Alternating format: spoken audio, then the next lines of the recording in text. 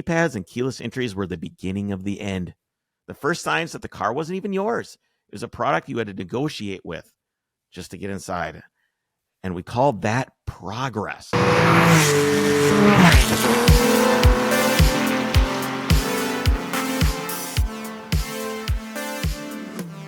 Hey guys, welcome to Overcrest. I'm Chris. And I'm Jake. How do I sound, Jake? Got a new microphone here. Ooh, a new mic. Well, yeah, you sound good. Sound good? Okay, just wanted to check. Mr. Solberg. I wanted to make Solberg? That's not how you say any of that. Mr. Solberg, I have a follow-up to last week's episode. And okay. Remind us what last week's episode was. No, I will not. You should have listened to it if you were a good listener. And okay, but what if I want to be reminded?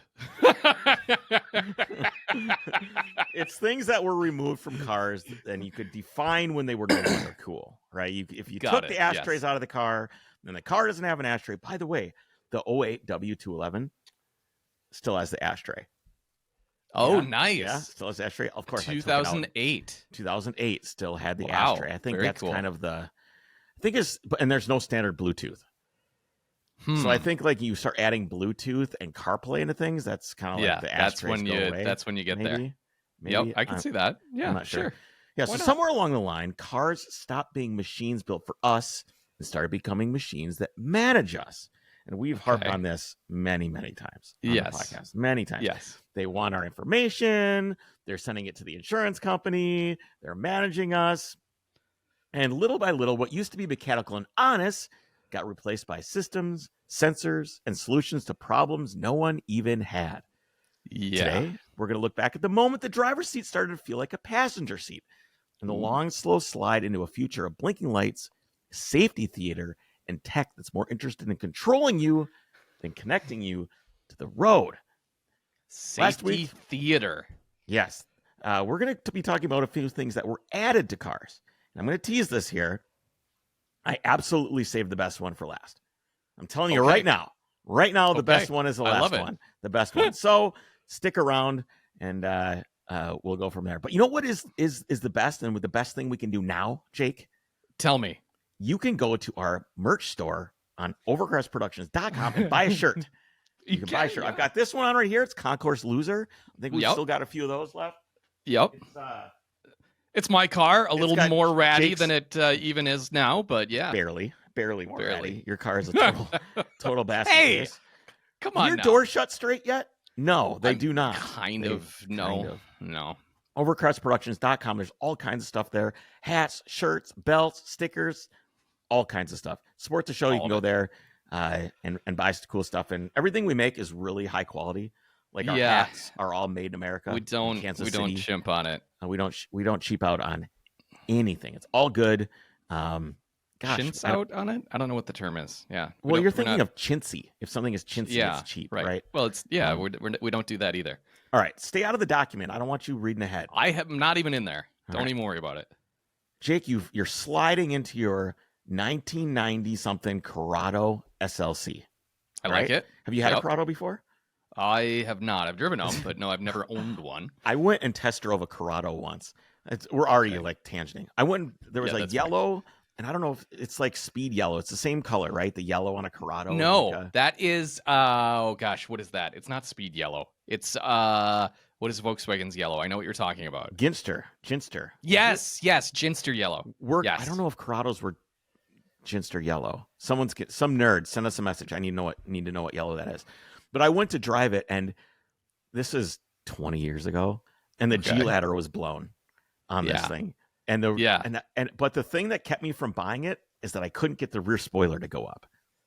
Because they have that little hydraulic spoiler in the back that goes. Actually, it's basically a 911. Like a 911 absolutely. Turbo. Yeah, we all know what the new 911s took their homage from. It's from the Corrado. Why do you think Corrados aren't more valuable? What's the reasoning, do you think? That's a good question. I don't know. Because they should be, technically.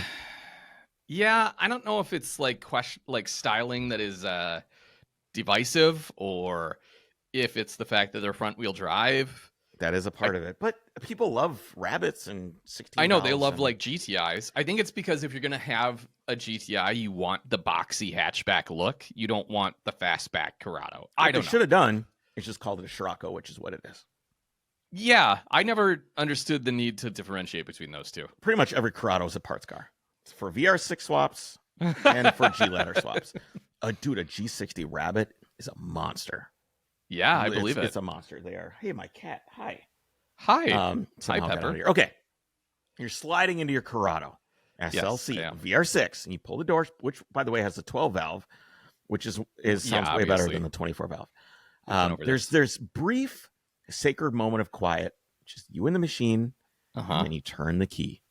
From somewhere deep in the A-pillar, a tiny motor groans Bing! and sends a nylon and it sends the nylon noose slowly and painfully crawling up the door to your chest like a possessed marionette. It slides with purpose, without grace, though, like a tool that wasn't meant to be alive, but somehow is. It's not asking for permission. It's not making a suggestion. It's making a decision. And that decision is to strangle you, whether you like it or not.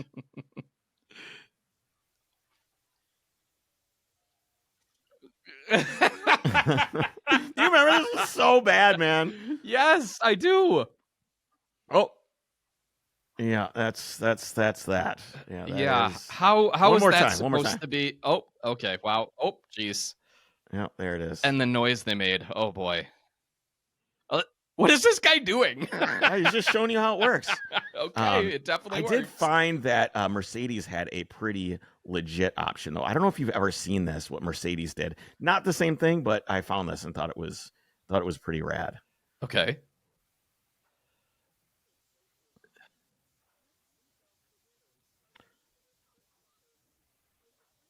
That's cool. Yeah. That's cool.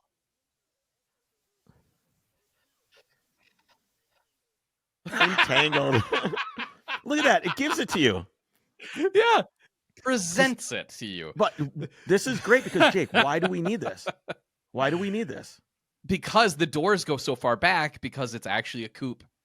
Jake, you have a shoehorn in your headrest. I do actually, yeah. Because and of it works this exact great. problem. It works great, doesn't it? Until you get in an accident and that extra slack like snaps your collarbone or something like that. I don't think so. No? Maybe. Anyway, this was Volkswagen's answer to the U.S. government's passive restraint mandate.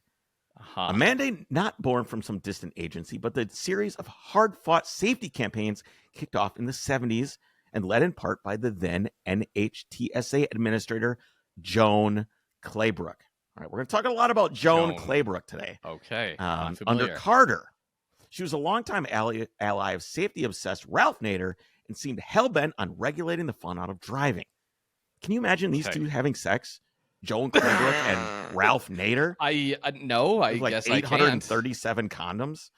Be the safest sex ever. Oh, so her legacy includes a graveyard of good intentions turned mechanical misery, like 5-mile-per-hour bumpers that wrecked car design.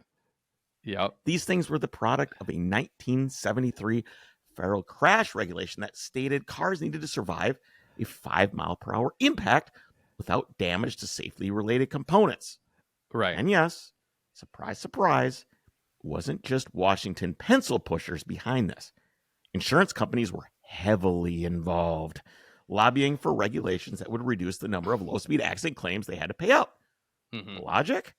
Make bumpers tougher and you don't have to shell out for a busted turn signal or a tweaked radiator support every time someone noses into the car in front of them. Sure. It wasn't about saving lives. It was about saving State Farm money. So the government obliged with crash test mandates, and car makers, especially the imports, had to butcher their designs to comply. This is why gray market cars were so awesome. Get the gray market car and it wouldn't have any of this crap. Yeah. What that really meant was you got a bloated plastic-clad bumper with bricks tacked into beautiful designs, or they had the shocks, right? The shocks, the diving boards. Oh, yeah. They were not ugly. They were a full-on design tax, adding weight, engineering compromises, and styling setbacks, all in the name of surviving a parking lot kiss. The Porsche 911 was turned into a frog. Alfa Romeos and BMWs, bigger diving boards than an Olympic pool. Who cares? Why did they look like frogs? They totally look like frogs, the SCs. They do. They just do. I mean, that's just I don't know why that is, the but yeah, froggy look. I'm glad you agree with me. froggy. Apparently, nobody in Washington noticed, even though they were getting into one of these things every morning from their D.C. or Alexandria, Virginia townhome. It was Bureaucratic safety theater that ruined half a decade of aesthetics just to save insurance companies a little bit of money. All right, I've got Mr. Producer put a couple clips in here. Let me see what we got here. All right. This one is right here. Let's see what we got. Oh, there they are. Look at that. You know what this does is this actually makes it so that you don't care if you bump into the person in front of you. Would you park by feel, right? You park wow. by feel. You ever heard that? I just park by feel. It is, terrifying that I feel like some people still do that today. Well, it's funny that a lot of these bumpers were metal or plastic or whatever, and you could bump into something and you would never notice because they had a big rub strip on them. Right. Now everything's plastic, and they're still 5 mile per hour compliant, but they get scuffed and scratched. Exactly. Yeah, they won't and we break, can't but not mention early airbag mandates that could be deadly to smaller passengers. A direct result of the murderous Claybrooks crusade to push through tech that wasn't ready for the real world. She didn't just lobby for airbags. She shoved them through the regulatory pipelines before engineers had figured out how to keep them from turning kids and small adults into crash test dummies with a pulse.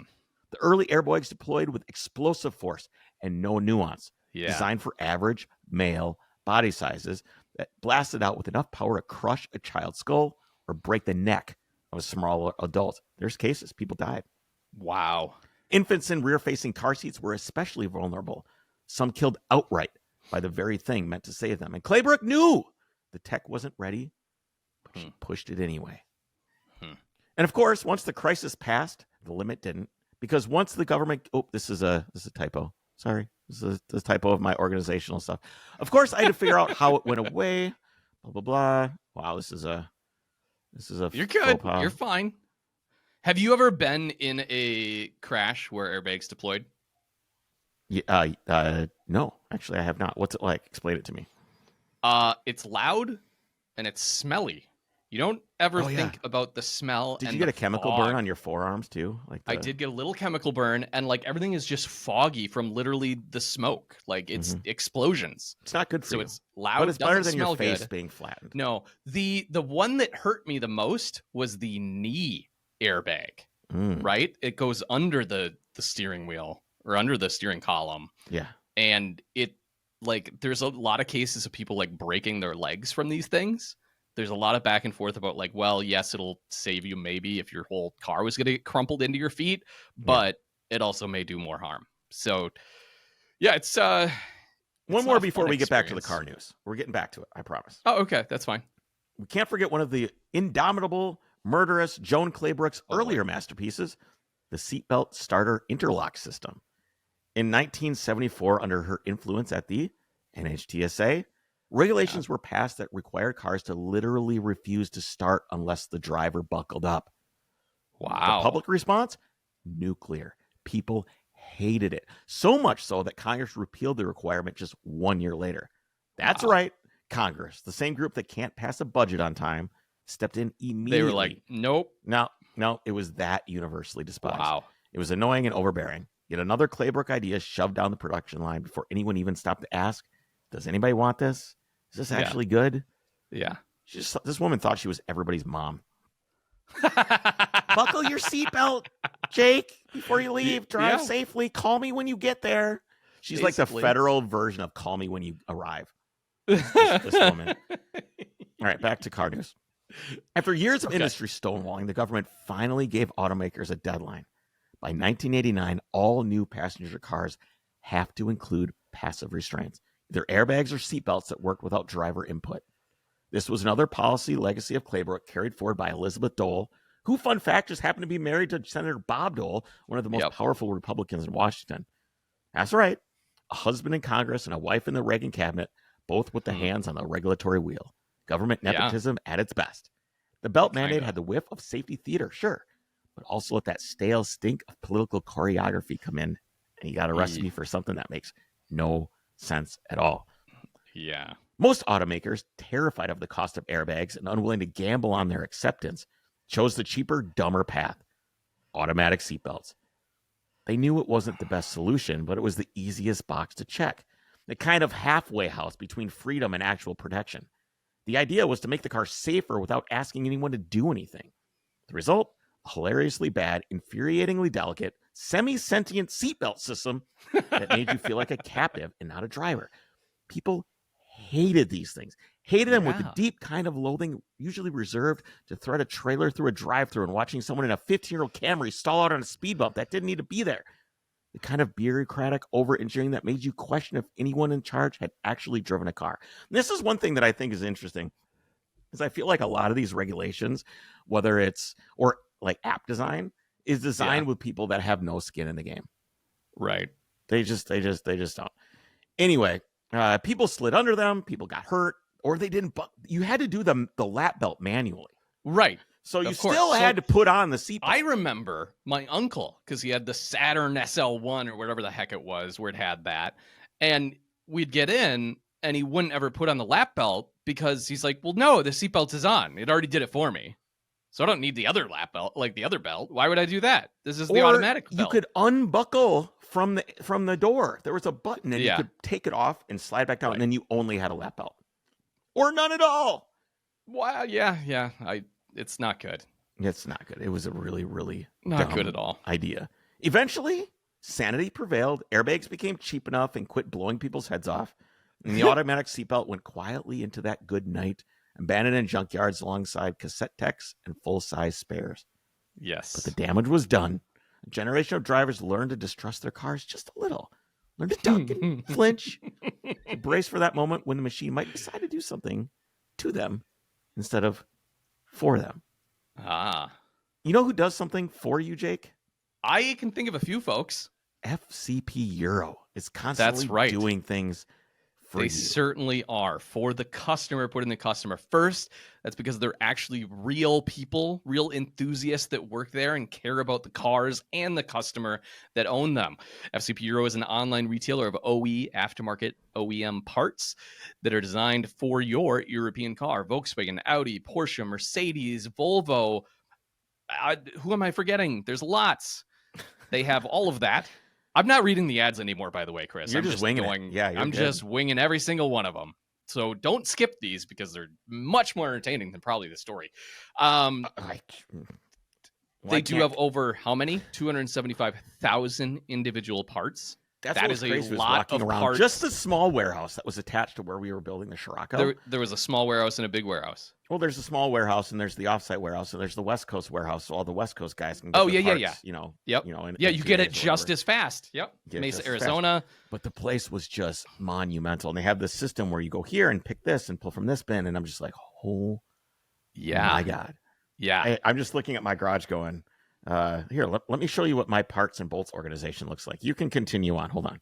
Oh boy, he's going to do that. Yes, but they are extremely organized because they have so many parts. They have everything that you will need, including you know what? I have one of those too that's even worse, where it's like, I might organize that someday. This is the small one. I've got like 5 of these that are just chock and you're full. like, do you know what this is? What is this? What is this bin? This aluminum bin. It's got a latch on it. It does. It's got a little latch right here. Is that a cooking sheet, a baking tray thing? It's a cookie. No. It's a banana bread tray. It's much higher than that. Let me say that. Higher. Is it for an airplane? It is. It is a drawer for an airplane. Like an airliner. Like an airline. Like a commercial airliner. We should get that. Dude, where did I get half the shit I have? I have no idea. I have no clue. Yes, but FCP Euro does have everything, and they know exactly where it came from. They know what it is. And you can have their expert assembled kits to make your next job easier. Of course, if you need to do an oil change, you don't have to sit there and think, do I need that crush washer? Do I need those stretch bolts maybe for suspension work? Who knows? But they do, because you can just buy the kit, be set to go. They have online tutorials and videos to show you exactly how to do what you need to do, so you don't have to look things up and Google at the last minute or go, what are these torque specs supposed to be?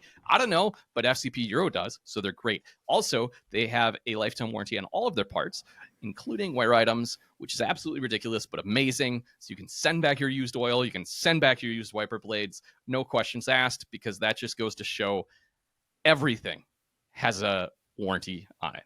All right. So check them out at fcpeuro.com. all right. I try to like bring these comparisons to you because I feel like I need to pick cars that you would actually own or drive.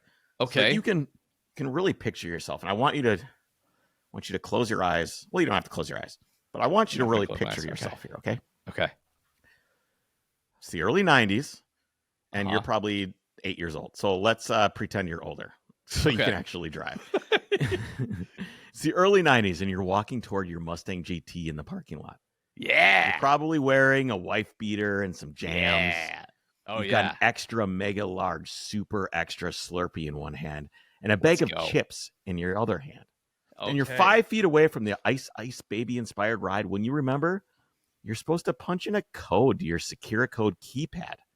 A code, Jake, to open your own car, like a safe or a vault. You peer inside and see your keys sitting on the seat. Yes, because you this fumble is with the Ford, tiny baby. keypad baked into the door like a microwave from Kmart, stabbing at the plastic buttons with your elbow, trying to remember if it was 7246 or 2749. You get it wrong again and again. Welcome to Ford Luxury. Oh, play. Oh, yeah, it didn't play. Whatever it is. There we go.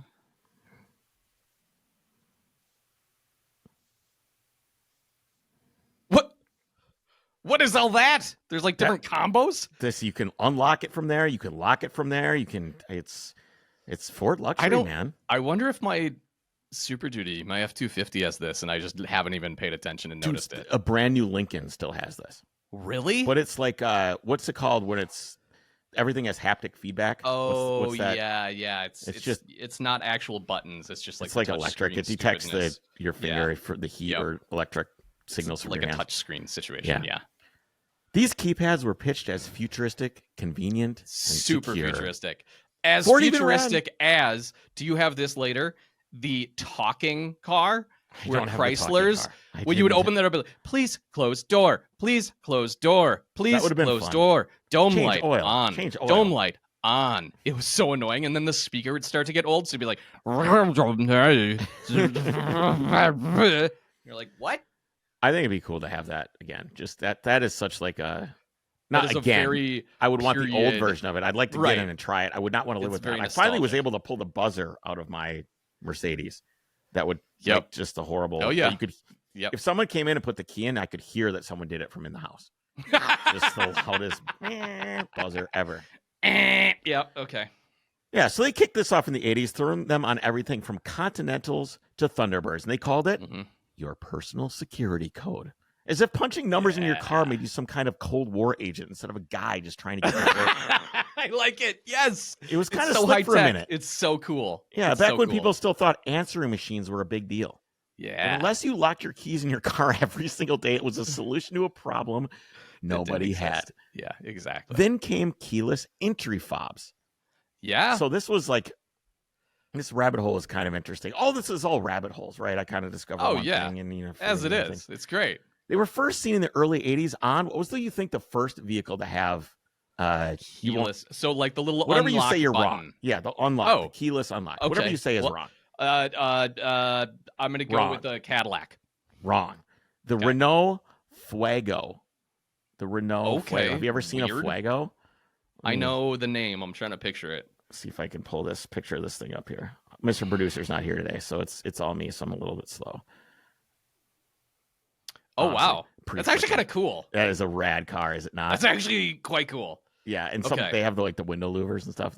They're neat. For some reason, that had the key fob. It had the key fob. The system used infrared signals to communicate with the remote fob and a receiver in the car. Like it wasn't radio. Yeah. It was like your remote on your TV where you press had to the point button, it at it.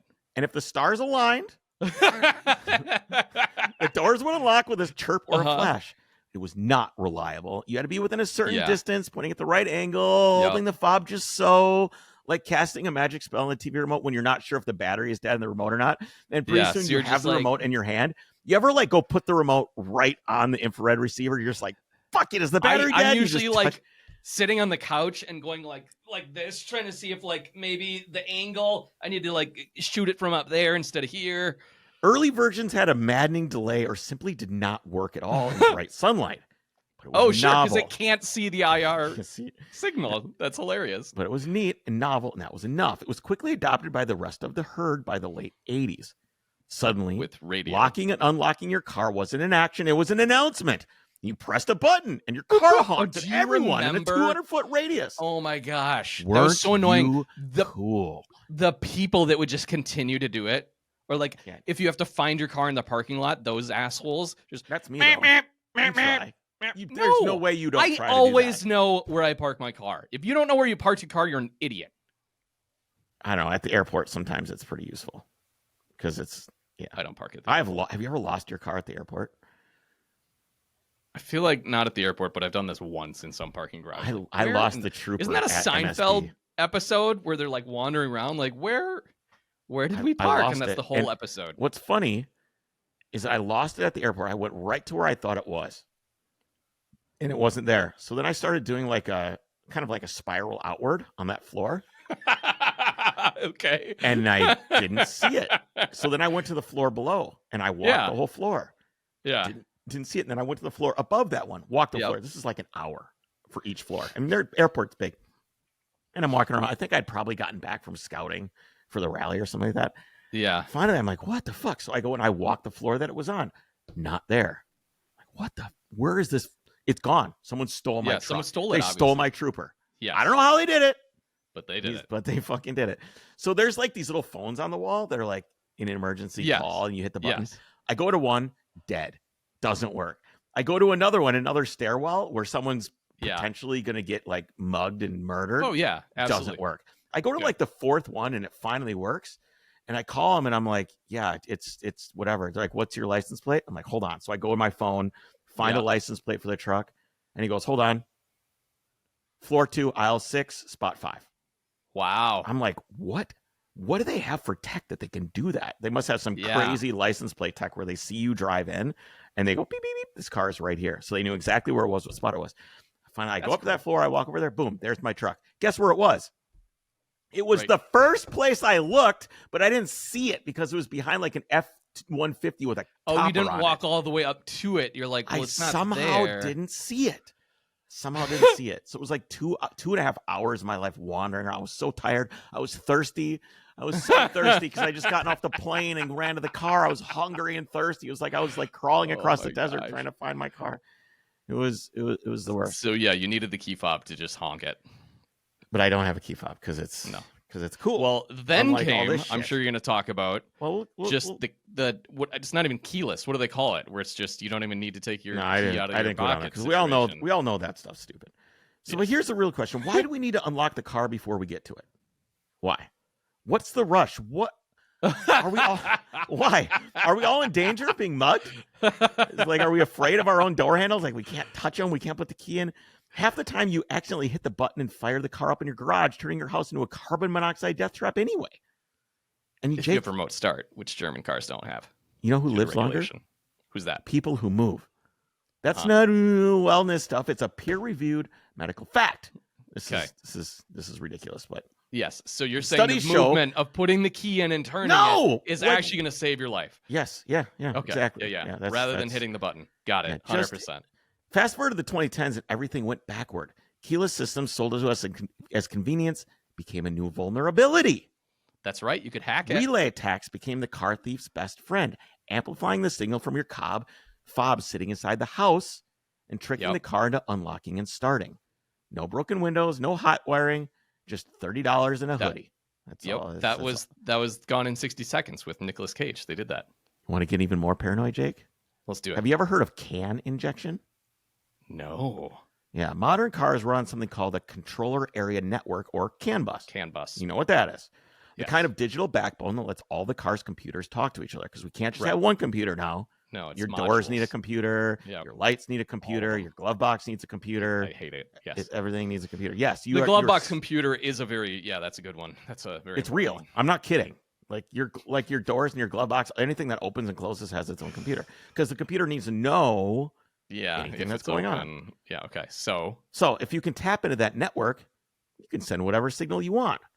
Thieves uh, can go in through a taillight or headlight wiring harness, Plug into Wow. the CAN lines and send a door unlock or engine start command straight to the car's brain. Wow. Digital lock picking. No key, no fob, just a laptop and a few wires. Your car's fancy security suite, clueless. Yeah. Because on the inside, it thinks Doing you're it doing for just ya. what it was told to do. Yep. And your driveway just turned into an off-ramp for organized theft rings. So this method has been used to steal vehicles like the Dodge Charger Hellcat, which is reportedly 60 times more likely to be stolen than the average car. Wow. Up behind the headlight to be able to communicate and control the vehicle. Just like that, it looks like he's already connected and beginning to communicate. Looks like the car is unlocked. And he's got it started just like that.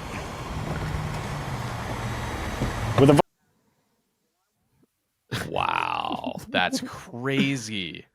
Yeah, just like the side marker. He went right into the side marker behind the what's it called? Fender the liner. Yep. Wow. You know what you can't RF or CAN bus lock? Steal, What? Jake? What? A key. Yeah. By the mid-'80s, manufacturers like Mercedes were building mechanical locks so precise and tamper-resistant that even seasoned thieves had to walk away. Yeah, the skills, Mercedes keys have tools. always been They're crazy. really, really good. It's really hard to break into a Mercedes. Really hard.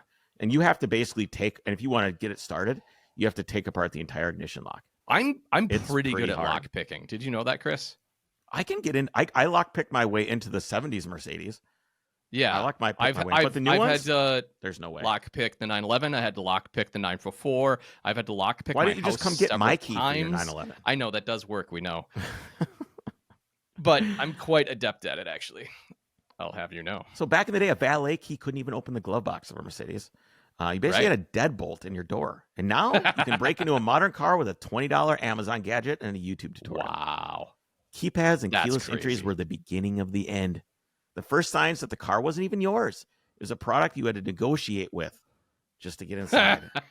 And we called that progress. You know who has made a lot of progress, Jake?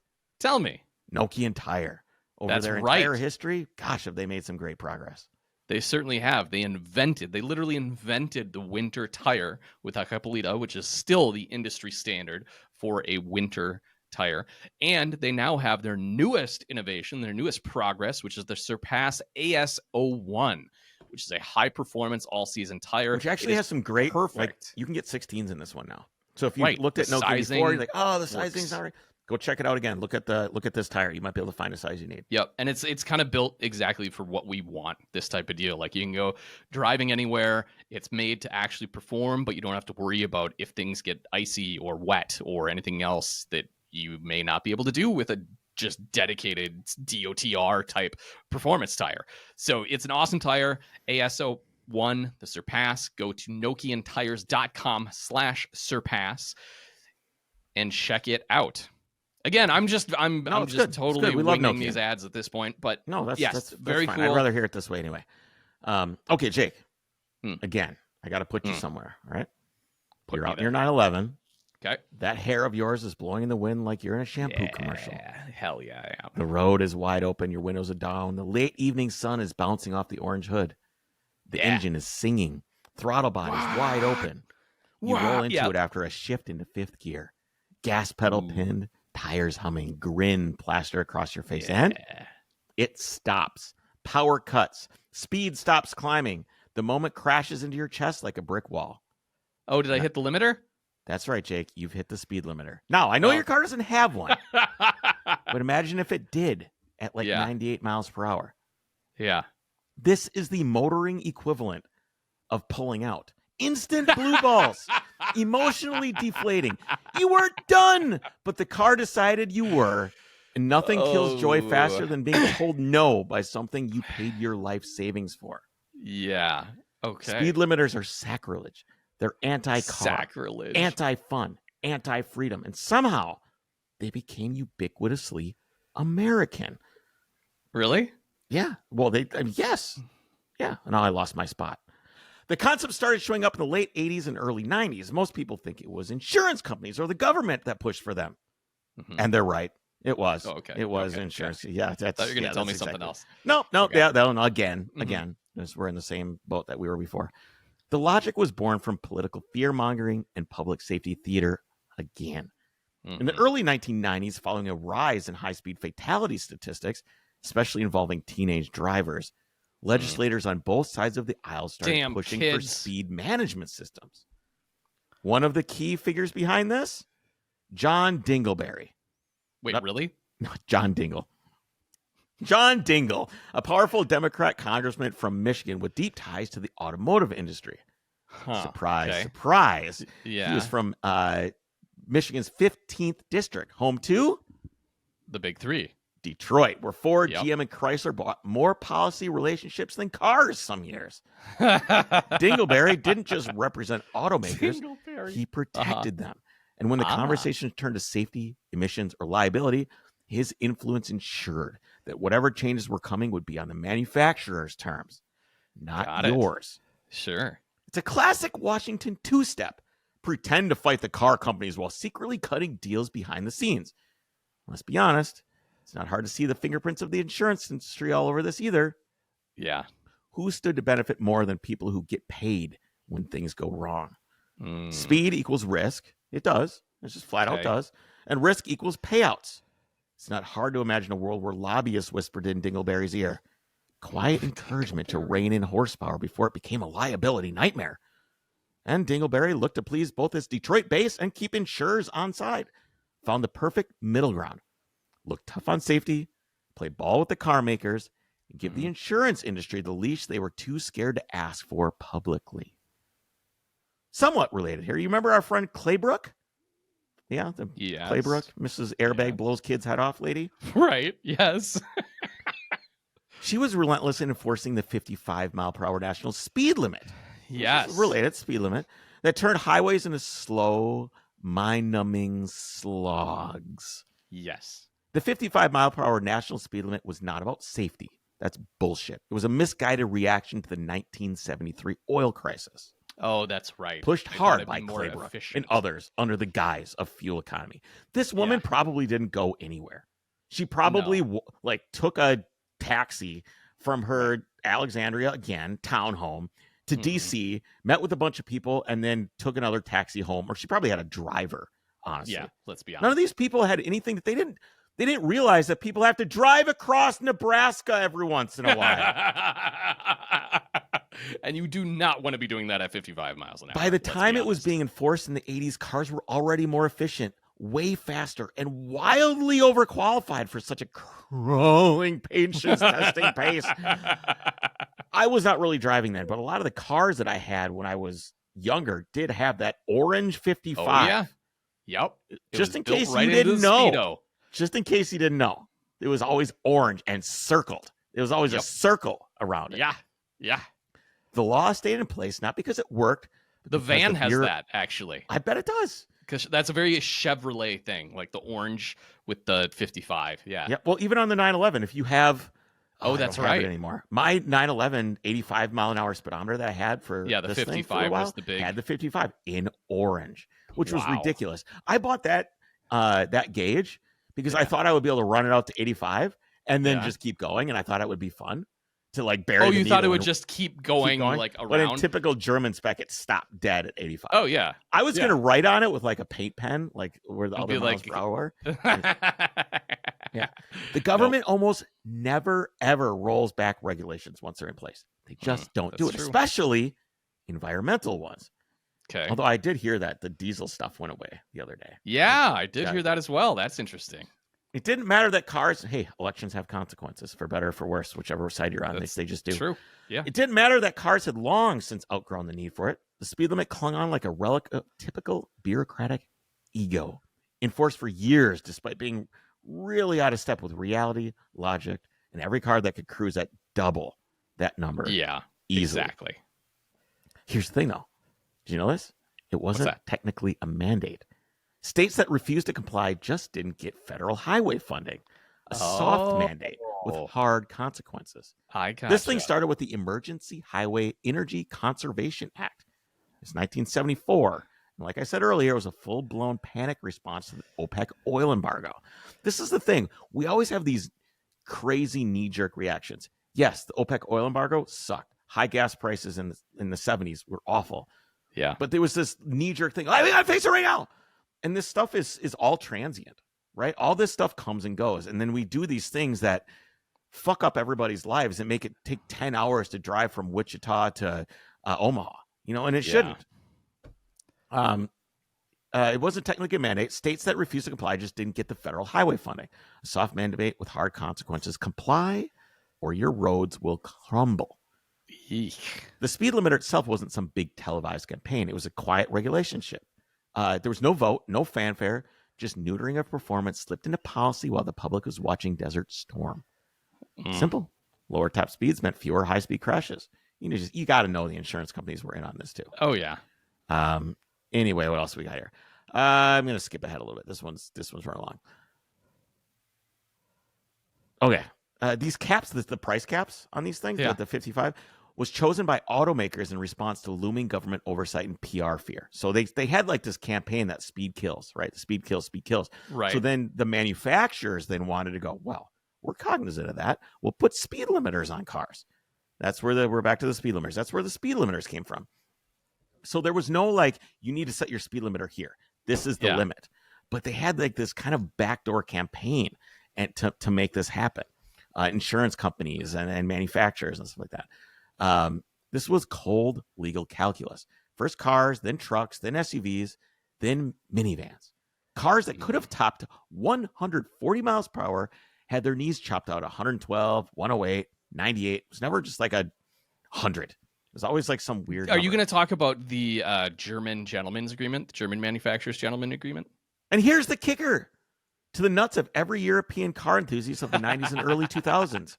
Europe, the bastion of multi-generational bootlickers, didn't even do this. Those guys love to be oppressed. But BMWs, Mercedes, Audis, Porsches, most of them were sold unrestricted. Or, if they were limited, it was the gentleman's agreement at... There it is. 155 miles per hour. That's still Autobahn-ready velocity. Over here, you're lucky if your car will let you outrun a Meals on Wheels van. This was just about control. I want to play a song for this here. All right. This wasn't about speed, Jake. It was about control. And it was, gosh dang it, un-American. Jake, this is about liberty. About the freedom to decide for yourself how fast is enough. We didn't bleed into the asphalt at Riverside and Daytona just to be told by a bureaucrat in a fluorescent lit office that 98 miles per hour was their American dream taps the brakes. No, sir! The moment we... I'm going to turn this down just a little bit. The moment we let the man tell us we've had enough fun for the day, that's the moment we lost something sacred. That's when the open road got a curfew. When we stopped building cars with spirit and started building them with apologies. When the fire in our bellies was smothered by a pile of padded dashboards, warning chimes, laminated restraint. And we're not just talking about speed limits. We're talking about soul limits. A nation built on rebellion, throttled by a signpost and a radar gun. And for what? A few drops of fuel and some actuarial comfort? No! There ought to be an amendment. Right up there with speech, arms, and worship. The right to speed. The right to bury the needle on a 2-lane blacktop at dusk, engine singing like Sinatra with a bad attitude. The right to feel alive, to flirt with chaos and kiss the edge of control without a software nanny calling your mom mid-apex. Hold on, I got this.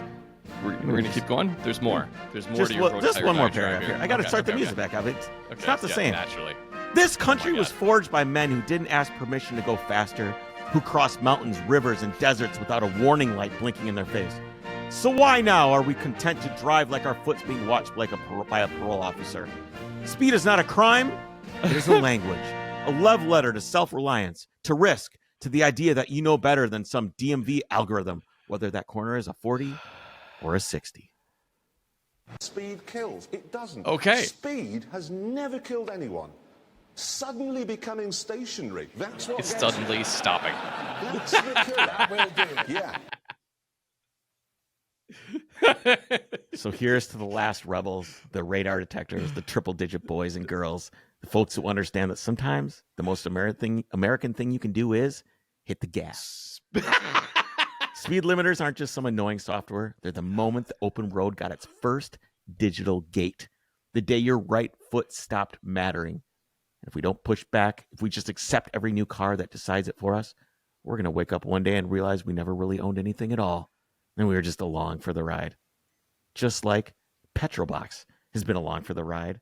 That's Almost true. since They've been the along beginning for of the this ride podcast. the entire time. Petrolbox is the monthly service made specifically for the automotive enthusiast. Each month, they carefully select items, including detailing supplies. I wish that garage song gear, was longer. Publications. Jake. I wish that Hail to the Why Chief do was you? longer. Why do you need that? I tried to, to be longer? time it. Like, I read it a couple times, and I was like, wish that song was longer. It's the song when the president walks up. Yeah. There's a what is the name for it? Hail to the Chief. Oh yeah, Hail to the Chief. Yeah, okay. If you yes. vote for me, we've done this a couple times. Vote We've for me, done this before. no Yeah, speed yeah. limiters. Okay, No speed great. limiters. I'll just there should be no speed limit on interstate. There should be none. That seems I think not that there should be very- lanes. I think you should be licensed to drive a certain Yes. speed. And I think Okay, your I like car, and I'm okay with inspections. Like if you don't want to Really? get You your are car now? inspected, fine. Don't get your car inspected. But you're not going to be in the unregulated speed zone. You just can't. If you want to get your car inspected and you pass spec, go ahead, drive over there in the left lane. I know this will never work, but it just seems like anyway. Continue. Yeah, it's a Petrolbox. graduated license system. It kind of makes sense. Yes, that's what I'm anyways, talking with about. Petrolbox, it also is graduated. You can have the Petrolbox Basic for $19.95, or Petrolbox Premium gets you even more gear for $39.95 a month. Check them out at mypetrolbox.com, and it will be a great gift. It will be fun for yourself. I still enjoy every time it shows up. I do because you too. don't know what it is. It's awesome. Okay, this one's What else you got? Go ahead. Oh, I was What going to else you say, got? I want everyone here to picture this. Okay, I want everyone in their car to close their Okay. eyes. Okay, everybody that's listening, just close your eyes and pay attention. Okay. Don't actually do that. No, not if you're actually driving. You're on the Autobahn. Okay. You're going 135 miles an hour. Okay. You got your coffee in the cup holder and your palms are warm from your heated steering wheel, and you're just starting to think, hey, maybe this new car thing is kind of nice. Pretty nice, yeah. All these Wizmos, kind of rad. Wizmos. You like that? That's a new word. Yeah. Wizmos. And then you reach for the radio. You just want to nudge the volume down. That's it. Just knock it back a few notches because some god-awful Wouldn't that be Stevie nice? Nicks. It would be. Some Stevie Nicks trash is playing on, and it's covering up your 22-minute version of Autobahn by Kraftwerk. And you just want to just turn that dial down turn a the little dial. bit. Just But turn the instead, dial. you hit Chris. nav, and the screen blinks. Now you're zoomed into Albania. The HVAC panel disappears, and the car starts yelling at you in German. Irritated, you accidentally veer into the middle lane, clipping a Seat Leon so hard it pirouettes across 3 lanes and explodes against a guardrail like an Oscar-winning Michael Bay special effects sequence. He's never won an Oscar, but this This the would fuel tank that would have ruptures. done it. Flames bloom across the pavement. It must have been a Meanwhile, Pinto, your actually. car is still asking for input. The map is still stuck in Albania, and somewhere Stevie Nicks plays in the background, whispering melodiously about fading relationships, aging dreams, and whatever she can handle the seasons of her life. The last thing you hear before you bleed out is waiting for pairing. Welcome to the dial of regret. BMW's iDrive, Mercedes' Command, Audi's MMI, Ford's Sync, Chrysler's Uconnect, Lexus's Remote Touch, Mazda's Commander, Acura's True Touchpad, Jaguar's rotary dial that rises from the console like it's auditioning for a Bond film. Yes. All different names for the same mistake. The cursed rotary input device that automakers fell in love with because it made your dashboard look like a fully operational HAL 9000. A reference, by the way, to the creepy, overintelligent robot that tried to kill everyone on board. Yeah. This was not user experience. This was user submission. A scroll wheel that turned every simple function into a multi-choice test, with the wrong answer always one click away. You ever use this stuff, Jake? You're Oh, yeah. It's terrible. Brutal. It's terrible. There's I remember when it first came out and you would get in and you're just like, nah, this can't be the future. iDrive doing was it. I know. iDrive kept especially doing it. was like really bad. I think was it Mercedes? I think it's Mercedes that has where you can draw the letters. It's like a little touch thing, and you start writing on it. What the fuck Also, are we like, doing?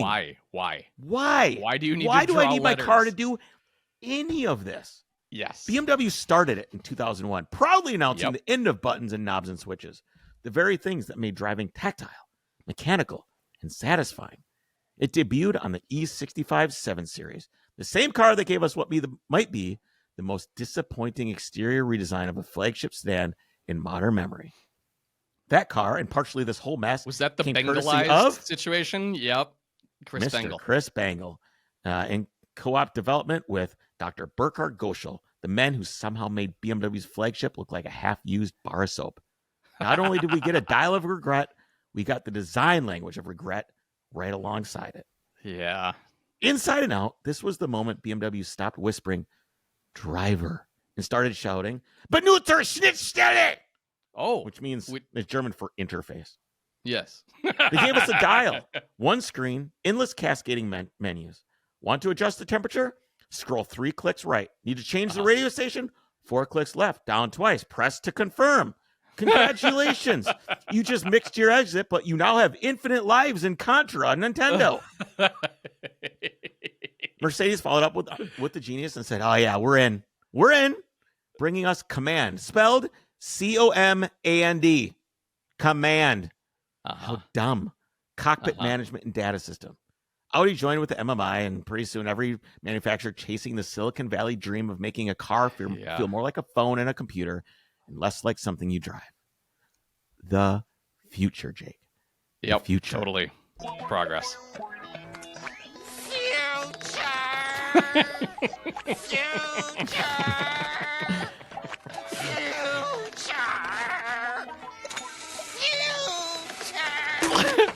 Thanks. I've never watched SpongeBob. This was never about the driver. Oh, you should watch it with your kid. It's great. Okay. It's fun. It's fun for adults too. It's great. This was never about the driver. It was about optics, marketing, press photos, UX design, user interface, designed by people who rode the train to work. Guaranteed. UX is actually user experience, and then UI is user interface. Yes. Thank you, Jake. You're very. You know what welcome, worked sir. better than that dial? A button, a knob, a slider. Yeah. Yep. Something that said, I know what this does, and I can use it while I'm driving. Right. You can drive a car from 1985 or 2005 and still feel connected, engaged, and mechanical. The breadth of the difference was narrow. Back then, the advancements were about driving, or maybe about safety here and there, but they weren't about connection. Not like today. They didn't shove a digital middleman down between you and the road. But somewhere between 2015 and now, it's two different worlds entirely. Interfaces, controls, layers between you and the machine. The tech. Light years ahead of something that just came out a few years ago. Do you read any like car review magazines anymore? Like for the last 10 years, there's been giant sections that's just about reviewing the tech of the car. And this is why you buy the car, is the tech package. So I don't have the Volvo anymore. And the tech is one of the main reasons why. Obviously I'm buying a house and I want to get rid of debt, but still, I think if I would have loved the car, I'd still have it. Yeah. There's so many layers of tech in the car. And it's funny. I called up Feder and I go, this self-driving stuff that this car is doing, it's not very good. He's like, oh yeah, that's last year's, like a pilot, co-pilot or whatever. I'm like, what do you mean last year's co-pilot? He's like, yeah, they've updated it. I'm just like, what the fuck are you talking about last year's? My car's already obsolete. Yep. Oh yeah. It's already obsolete. $40,000 and it's worthless. Yeah. You realize we are just old men screaming at the sky right now. It's still not good. Even if you love tech, it's not good for you. It's still bad for you if you love technology. It's still bad because even if it might even be worse if you love tech. Because you buy the car, you get in the car, and 2 or 3 years down the road, there's already new tech that's way better than what you already have. Yeah. You went from Volvo in the course of 3 or 4 years, Volvo went from their own software, and then all of a sudden they upgraded to Android, and there's Yelp built in, and you can check and see the reviews of your stupid restaurant, Swedish, Norwegian, tall person. What are we doing? Why? The dial of regret wasn't designed to make your life easier. It was designed to make you feel like a futurist. And it's still spinning, Jake, out there. Still opening trunks instead of adjusting the base. The dial of That's true. regret. Yes. You know there is a dial of regret? You know what the opposite of a dial of regret is, Jake? What is that? Tell the me. Drivers Club is the Yes! opposite of the dial of regret. That's Tell the me more. dial of bliss, Chris. The dial of bliss. How much bliss do you want? How much happiness? Just turn it on up. I want all of it. Yeah, and you can do There that you go. without having a dial of regret. You just go in and click a couple buttons and support the show. And don't be a freeloader, like I always say. We've got a bunch of people that have been signing up recently. I just want to say thank you all. You know who you are. That's awesome. I really appreciate it. Feel free to. You got a direct line to us now too. If you want to just reach out, hop on the Discord. We got a special spot for you. You can come on there and hang out and talk with us, and it's good times.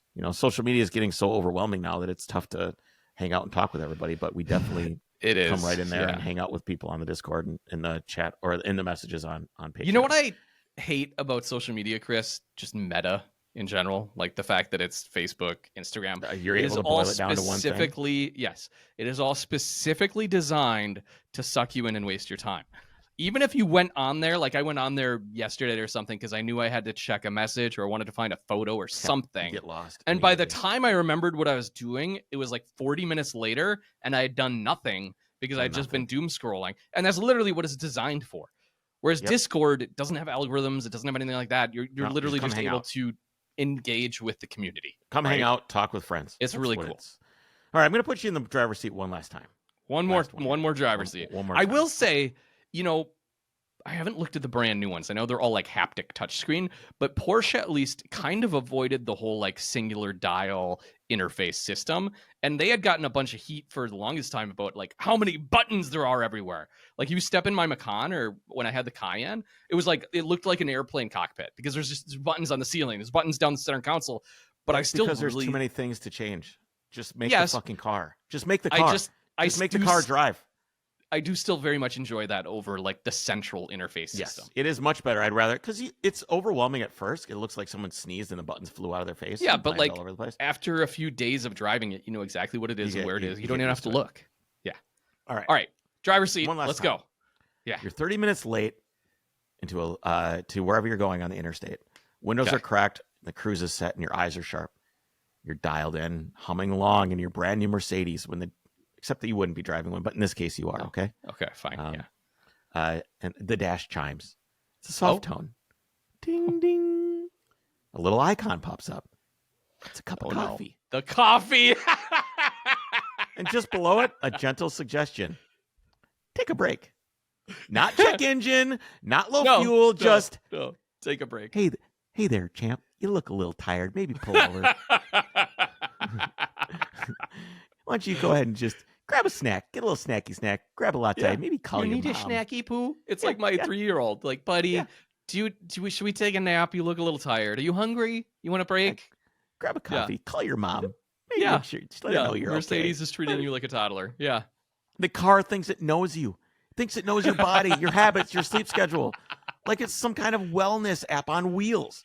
And that little digital espresso shot isn't a joke. Mercedes calls it attention assist. It tracks your steering inputs, your lane position, and your time behind the wheel. And then an algorithm decides if you're still fit to drive. You know what that is? That's not a feature, Jake. That's a coworker. That's HR for driving. That's HR. That's a softly lit intervention from a machine that thinks it's your therapist. Yeah. That's just where this starts. Right here with a polite suggestion to take a break. Okay. Call your mom. Yeah. After that, it's lane assist.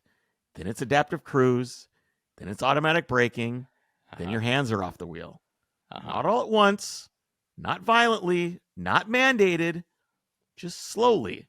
With good intentions. Take a break. Well, how about it didn't used to be that way. Tesla, where they have the camera that literally watches you drive? Back in the day, your car didn't care if you were tired. Didn't get mad. Didn't care if you were hungover or 3 energy drinks deep on a 14-hour cannonball run. It was a machine, cold and honest. It did what you was told and nothing more. If you made a mistake, it let you.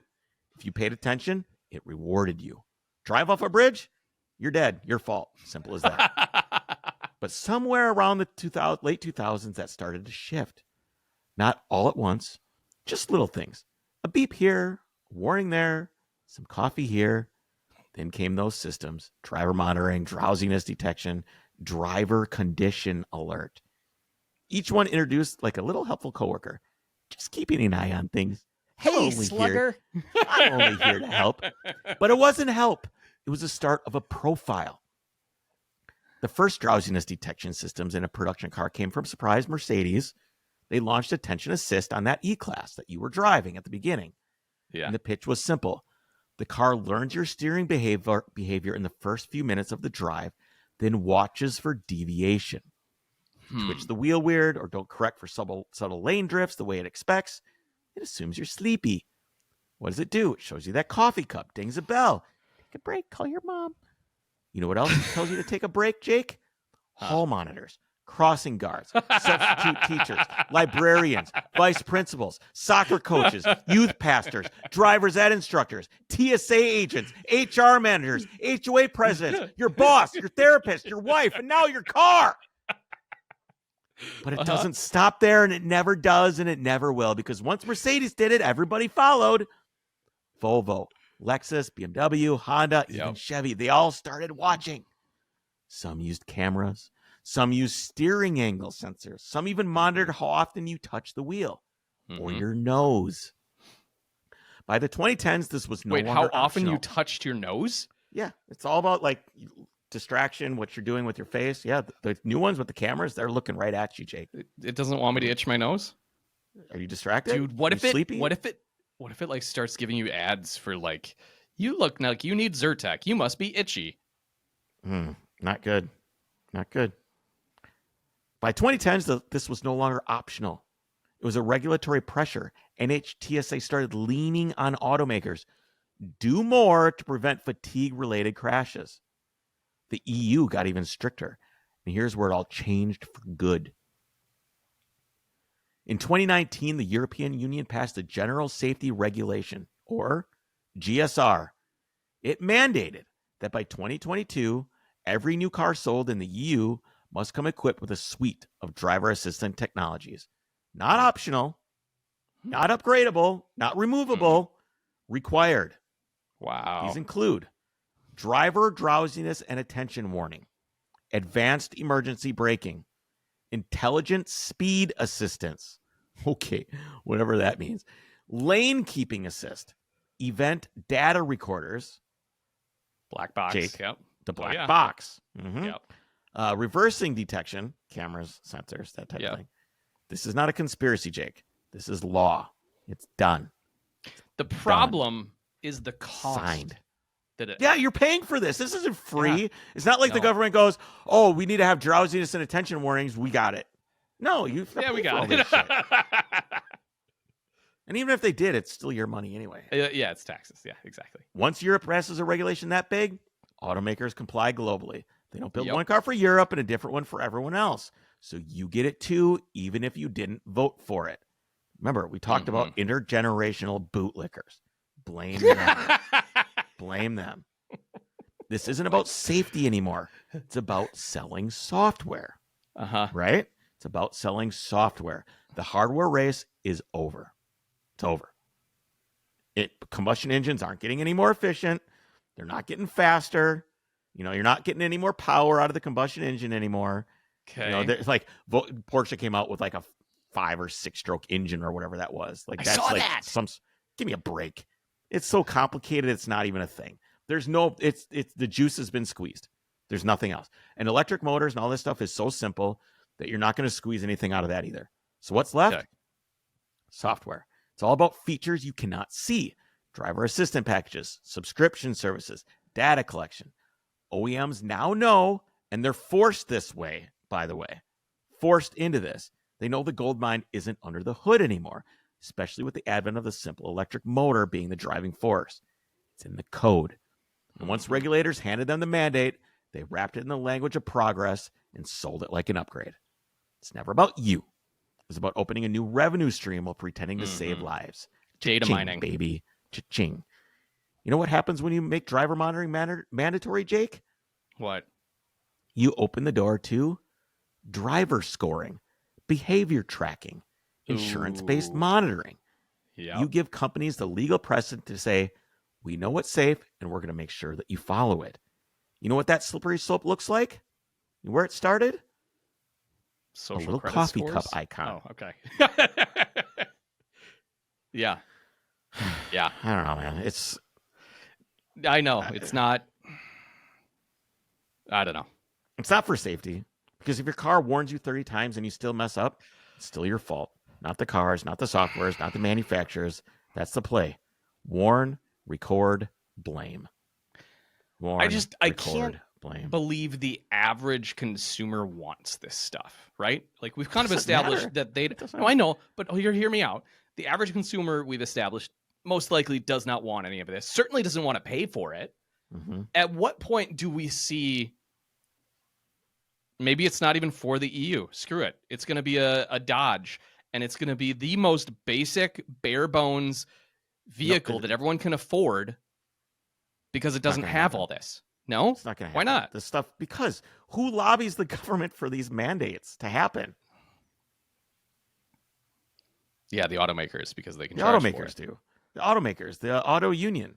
And it levels the playing field too, because oh crap, we have to put the stuff in. What's Well, going on let's with make sure Apple? that Let's take cars out of it for a second and think about Apple. Okay, what does Apple sell?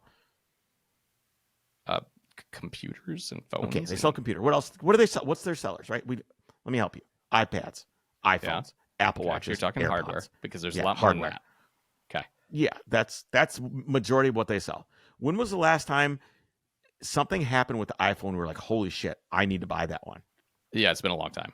Been a long time, probably since they added 3 cameras or 2 cameras. When you went from 1 camera to 2 cameras, and you had like a telephoto that you could have. Yeah, yeah. You know where they make like a huge amount of their money now? Cloud, Yeah. App Store, subscriptions, taking a slice off the subscriptions. top when you buy something.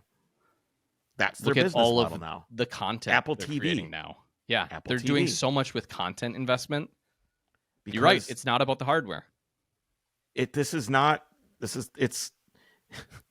you'll own nothing and you'll be happy. Is what it comes down to, right? But I do want to own things, Chris. You don't I even like own your my phone. things. I guarantee you didn't pay cash for your phone, did you? No. You pay for it every month. It's on your bill. Mm-hmm. And you have a trade-in thing, right?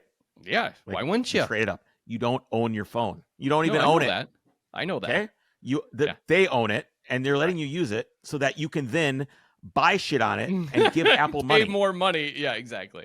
Okay, so this is the same thing with precedent. cars.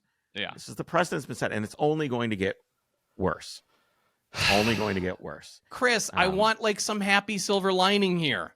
Give me something have a happy couple- to end with. I do. I have a couple. Don't make Drivers us all Club. depressed here. What is this all about? Come on. Well, let's just move on from a fresh cup of coffee being the cure for human error and move into some Drivers Club questions sourced right from the Discord, Jake. Right there you go. From the That's Discord. another reason that you should go there. All right. I gave you instructions to give me photos for this, but you did not do it. Damn it. Yep, That's you didn't. right. I've got some I pictures. was in the midst Sucking. of things. Yeah. All right. This is from Just Hair. From the cars you've owned, you must pick your favorite front half design and your favorite back half design. Same goes for Jake. All right. What's of what you've owned? What is your favorite front half design? Like front half, front 3/4, whatever. Mm-hmm. It's probably the air-cooled 911. Mm-hmm. Mm-hmm. And you have anything to say about it, or that's it? We're just gonna go with the That's it. the That's drop all you of get. it. Yep. All right. Done. And the Next and question. the front. That Did I was say the front. The rear. Maybe the 911 Turbo because of the fat hips. The yellow one. Yeah. Yeah. Okay. All right. What about all time? All time. This is gonna be better for me because I have photos. So everybody else, you can just like my selections more. We can look at something. Yeah. I don't know. Sure. You don't think about this stuff? All Yeah, right, I mean, I'll do like- mine. All right. Let me pull up okay. my. You do it better. Clearly, you were prefaced and ready to go for this. So go. Well, a little bit, but I also instructed you to do this. All right. This is my favorite. Really? Front This is your favorite front. of the This is cars your favorite front that I've ever owned. This is. Yes. This. The W114 driven to death Mercedes is my favorite front end of any car I personally Why? have owned. Why? It's phenomenal. I love the design. I love the squared off. I love these European headlights. I love all the driving lights. It just I do looks love like the driving lights. it would kill Yes. civilians very easily. I kind of like that part. It just looks mean. It looks Bizarre. angry. Okay. Yeah, Yes. It just looks Okay. mean. All right. Let me Favorite rear end. rear end is this. It's my Yep. 911. Okay. Got it. Yep. There's something about the way that the rear core of a 911 looks. There are some like weird angles on a 911. Like if you start looking really closely, I Or don't think about necessarily it, like the yeah. side profile of a 911, especially the Really? front end. No, Dude, you that's start- the most iconic part. Is the It's fine. profile. You literally can draw a single line and be like, "What is this a silhouette of?" A 911. It's totally Yeah. that is it. I think it's the one of the worst looks for a 911 is the side profile. It reveals all of its problems design wise. If you sit there and look at it long enough, the back I know half the of rear wheel 911 is too starts to look far really forward, and like, yes, I get it. It but- starts to look strange. It starts to Okay, look odd. anyways. So I love the rear of my 911, especially when you can see the arrow from the dust when I've driven it in the dirt. Yep, I see. All what right, you mean there. all time front end is the Oh, Ferrari. all this time Ferrari. meant not cars that we. I thought you meant like what is the best looking as a whole of cars that you've owned. Well, I get gave it you now. I'm sorry, I gave you instructions. You failed. This is the Ferrari P3, a race car. I think Yeah. this is actually. I think everybody goes Mira, blah blah blah. I think this thing is the best looking car ever made. I think they're unbelievably beautiful. And then I the don't best like rear the- end. Okay, fine. Best Go. rear end is right here. The Citroen CX. What? Why? I love the rear end of this car. I love the rear arch. I love how angular and like kind of brutalist it is. This is a phenomenal rear The end of a car. The pinched Citroen D pillar CX. is super weird. The kick up in the rear is super weird. How about like a Shelby What Daytona? is it called How when you about, have like, what? A pinched D I was saying, pillar? what's it called on the? You can see my screen. It's got this little kick out here on the Yeah. back. There's a name for that. What's that called? The sail? Ah, no, Something no. about There's the like a sail, name for D-pillar that sail. design language, and this is one of the first cars to have it. And it still carries through. Like many cars have it today. These two don't. Uh-huh. These are beautiful too. But yeah, that's my favorite rear end of a car is a Citroen CX. That's I dumb. just love the car in general. I would love to own one of these. I think they're really rad. Okay. Okay. Well, that's dumb. Next question we have is this is from Mr. Pablo the Porsche. Yes. What you've got a son now. Yes. What's his first car going to be? Oof. I mean, I claimed I bought the 944 project for him because I bought it like right after he was born. I was like, see, you have a baby. Now you get a baby's project, right? That's the project car for the baby. Yeah, But except now you're selling it. yes. Hey, Hey, it's who for wants to buy sale. it? Heads up. What? Yeah, heads up. Oh, anybody wants Buy to it. buy it? Yes. Everyone, buy it. 944. Completely dialed in. Turbo. Completely dialed 20 in. grand or 944 best turbo. offer. And it Lowball is Jake. really Lowball him. fast. Really fast. Lowball him. He will take the money. Really fast. Yeah, I will.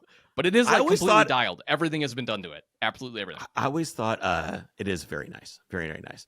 I always thought like a Crown Vic was going to be great. Right. Because But it's now dirt we're so cheap, far it's fairly removed. safe. It's like that's so dumb and old and like honestly, the car that he's gonna drive, I won't know it yet. It hasn't been made yet. Let's be honest. He's 3. I have another, 13 years to go. I don't know, dude. Think about the Mercedes wagon that I've got out here. That's like Yeah. 12 years old, Okay. right? No. Yeah. No, it's older than that. It's like 18 years old or something, Okay. right? 10. God, Math my is God, hard, this Chris. embarrassing. No, 13 years. 12, 13 Okay. years old. But I don't know. That's about the same amount of time. yeah. And it looks like a modern car. Yeah, it does. You did a good job polishing it. It looks very good. Oh my God. The clear coat on Mercedes is ridiculous, dude. Whatever they Yeah. put in that shit, it is so hard. Oh. I was like feeling, when you polish something, your hands are buzzing, like Tingly. you just feel Yeah. like your Yeah. nerves are just shot. Yeah. It took me like 2 hours. I don't like polishing cars, but I did it for my wife. I did it for her. So that's There you what I go. kept telling myself. Is I'm like, fuck this, fuck this, fuck this, fuck this, fuck this, over and over and over again. Well, it's all No, for her. honestly, I don't think I have no idea what it'll be or what the car. I want to know what people are Well, doing. stop. In 10 That's years. such a cop out. Okay, let's say Rhett was turning 16 today. What are you buying him? Probably a pickup truck. Like Maybe. a Maverick or like a Ranger or No, like an older like Ranger? like an older Silverado, just standard cab, short box. Be still No a cool back truck. No back seat. It has. What about bench? Maybe, We talked about bench seats last maybe week. it can probably have a bench seat. I'd be fine with All right. that. I think I would probably push for the manual trans for him. It would be 4-wheel drive, and he can crash it. He can modify it. He can do whatever he wants. All right. Also, I do want to take I want to know what he wants. Like the reason I, got a Mustang as my first car is because my dad was also super into like, well, yeah, what do you want? What are you into? Yeah. So Veronica's already saving up for a Mercedes. okay. She's got a savings out. Let me see if I can pull one of these up here real quick. She's very, very specific about what she wants. SLK. It is right here. Let me share screen from our friends over at Bring a Trailer. Oh. She wants an R107 convertible. So it literally says her savings account. I think she has like $600 in there now. And it says R107 convertible. It says Mercedes convertible, but this is the one that she wants. Let's see. Let's go to, what do these go Dude, for? that one was fairly cheap. Yeah. Whichever Okay. one you So had here's clicked the on. completed ads. These are all no Bring a Trailer reserve. I get nonsense. it. No reserve. No So it's reserve. like- No reserve. No reserve. $5,000. There you go. Yeah, That's but not if you the go to convertible. here, let's look on Facebook real quick. Log Oh, in gosh. or sign up, Chris. You're on the wrong browser. But you can get you can get a totally crappy one for $3,000 to $5,000 that runs. Okay. It just looks Yeah. shitty. And I want to try and get it for her when she's like 13. So that she has some So that time she to can put work into on it. it. Yeah, she can work on it for 2 years before she drives. So that's easy. My That's the dad easy did one. that too, and I had a 1970 Dodge Dart that technically is my first car, not the Mustang, because owned it, worked on it, and sold it before I ever got my license. Because I think he was like, "This is actually a terrible first car." It's probably right. I think I'm probably just going to end up getting Irene like a Golf, probably like a GTI, Yeah. like a Mark 5 GTI or Mark 6, maybe Mark 6 GTI or something like that. If it was today, Right. Probably like a safe, cool chick hatchback. Yeah. I still want her to feel cool, but I don't want it to be too expensive either. What about like a and honestly, Beetle if she doesn't convertible? start saving some of her own VR6 money, swapped. Yeah. if she doesn't start saving money, she's not going to get one. Yeah. She spends money out of her account. I'm like, you need to be saving. Set up an account. She's gonna be so pissed when Veronica gets a car, and she doesn't because she saved her money. So Yeah. they're so. And different. Veronica's It's going to be not babysitting surprising. Rhett. So, like, Oh, it's boy, going to keep yeah. adding up. Make some money. Yeah, we got to buy a car. So let's start. Not anymore start, because it's going to be across the cities now. well, we'll see, won't we? Yeah. All right, If it guys. doesn't burn That's down it. before then. That's all I got for you. I think next week we'll probably have an air water recap and a rally recap. Yes, lots going on. Lots going on. Hopefully you got our newsletter. If you didn't and Oh, you're yeah. listening, go to the website and sign up. Because there was a lot of good stuff. We have a lot going on, and we got a lot to announce here real soon for other stuff. Real soon. Ooh. All right, guys. We will see you next week. Take care.